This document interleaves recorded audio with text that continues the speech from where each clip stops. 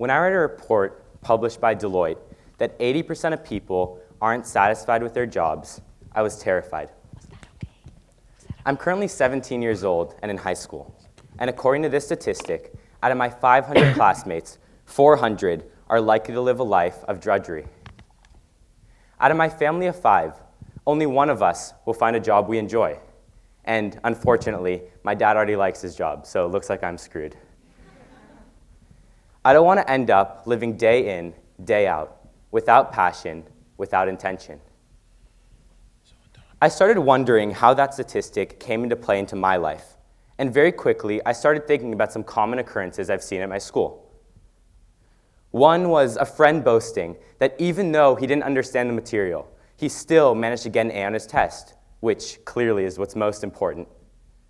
Or another was when a student asks, "Will this be on the test?" and the teacher answers no, the entire class sighs with relief, unanimously acknowledging that they no longer need to know that material.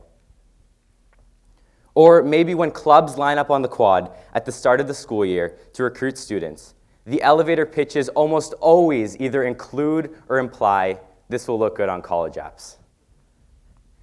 I started questioning these along with many other common occurrences, which not only had I not previously batted an eye towards, but I'd also fallen victim to. And I became very curious into how that tied back to that Deloitte statistic. There had to be some sort of connection between all these frustrations and annoyances and gamings of the system and the fact that so many adults aren't satisfied with their jobs. So I asked my peers. I asked varsity athletes, video game enthusiasts, youth group leaders, award-winning debaters, what's the point? What are you working towards? What is your goal? Now, I didn't expect extremely introspective answers. Purpose is not typically at the forefront of a high schooler's mind. But the answer that helped me understand what I was thinking turned out to be a question. When asked about his goals, a friend asked me, "Do you mean in school or in life?" Did I mean in school or in life? Honestly, that hadn't even occurred to me when I was asking the questions. So I continued pestering my classmates about what the point of each goal was, and what I quickly realized was that there were 2 sets of goals. There were academic goals: get good grades, go to a good college, get a job. And there were non-academic goals, which boiled down to do what I'm passionate for. Now, compartmentalizing is natural human instinct, but my classmates seem to have compartmentalized their educational and professional careers as a set of goals, each acting as a stepping stone to the next. And this set of goals seem to be stored in a completely different compartment than their goals for life. The goals fueled by passion, by motivation, by dedication. So the question arose, if our educational goals, which in a sense take over our lives during these high school years, are getting good grades and maintaining a high GPA, what are we truly working towards? And if we keep doing that, living our entire life step by step by step, what happens when one day we take a step back and we realize that we've been climbing the wrong set of stairs? Have our short-term goals, the expectations we place on ourselves, our obsession with numbers and statistics and the future distracted us from the bigger picture? These distractions may come in the form of only focusing on the physics grade instead of the beauty of the universe that you're studying, on the weighted GPA from biology honors, instead of the intricacy of the biological history that led us here today, on the shortcuts that you can take to finish your computer science lab, instead of the technological leaps that our world has taken. In doing that, we don't end up smarter. We don't end up more successful, more adept, more prepared to take on the challenges that life will throw at us. All we do is restrict our ability to experience our education. Now, this doesn't mean that grades aren't important or that GPA, college, or work don't matter. We can't ignore these goals. But our only goals shouldn't be stepping stones devoid of passion. We can't lose sight of the bigger picture. Now, I'm 17 years old. I don't have a succinct mission statement. I don't know my purpose. And I'm not advocating for a plaque above your bed to be worshipped every morning. But we found ourselves in a situation where already in high school, students' educational and career goals are separate from our passionate pursuits.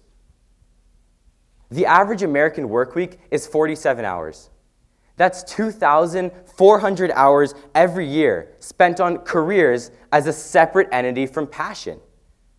So how can we be surprised when 80% of adults aren't satisfied?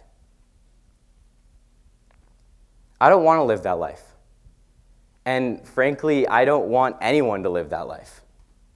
So the question is, how do we do that?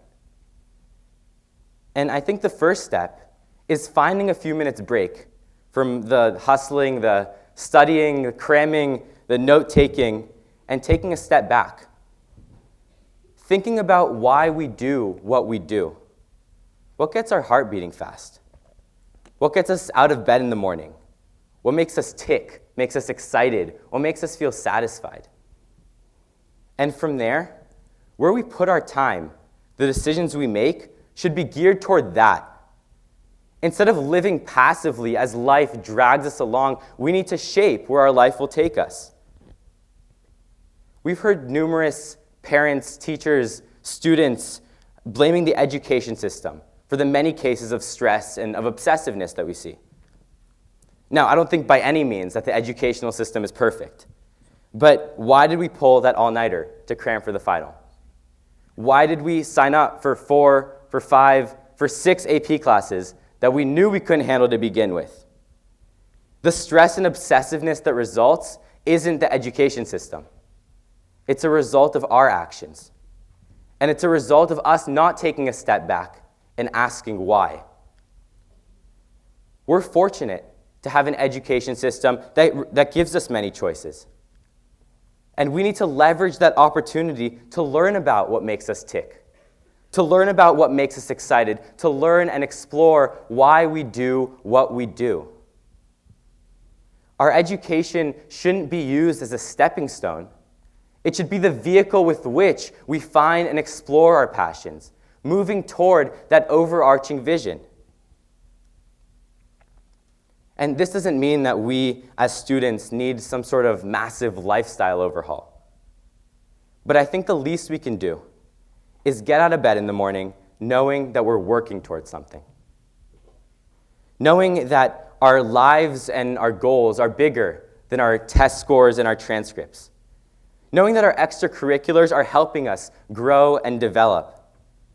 Knowing that we're forming our choices around our motivations. And knowing that we're working as hard as we can to not end up in that 80%. Thank you.